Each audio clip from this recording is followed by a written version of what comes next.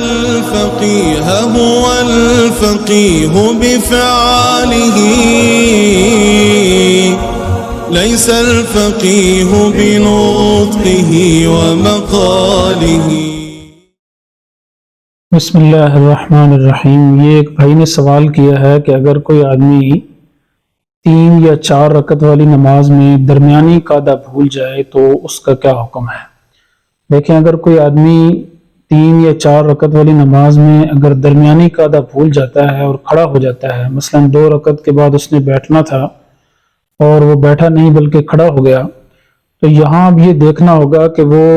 جب اس کو یاد آیا ہے تو وہ بیٹھنے کے قریب ہے یا کھڑا ہونے کے قریب ہے۔ اگر اسے یاد آ گیا کہ میں نے بیٹھنا تھا اور وہ بیٹھنے کے قریب ہے تو بیٹھ جائے اور اتحیات پڑھ کر اگلی رکعت مکمل کر لے، تو اس صورت میں اس پر سجدہ سہو واجب نہیں ہوگا، اس کی نماز ہو جائے گی۔ لیکن اگر وہ کھڑا ہونے کے قریب ہے تو پھر حکم تو یہ ہے کہ وہ کھڑا ہو جائے اور تیسری رکعت مکمل کرے، یا تیسری اور چوتھی، اگر 4 رکعت والی نماز ہے تو مکمل کرے اور آخر میں سجدہ سہو کر لے تو اس کی نماز ہو جائے گی۔ لیکن اگر وہ تیسری رکعت کے لیے قاعدے درمیانی قاعدے کے بعد کھڑا ہو گیا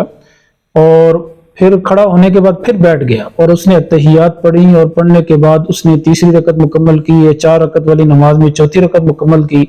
اور آخر میں سجدہ سہو کر لیا، تو تب بھی اس کی نماز ہو جائے گی۔ اگرچہ اس کے لیے بہتر یہ نہیں تھا کہ وہ ایسا کرے، لیکن اگر اس نے ایسا کیا تو تب بھی اس کی نماز ہو جائے گی، چونکہ درمیانی قاعدہ یہ واجب ہے اور اس کے چھوٹنے پر سجدہ سہو ادا کرنا ضروری ہے، اس لیے جو ہے وہ سجدہ سہو ادا کرے گا تو پھر اس کی نماز ہو جائے گی۔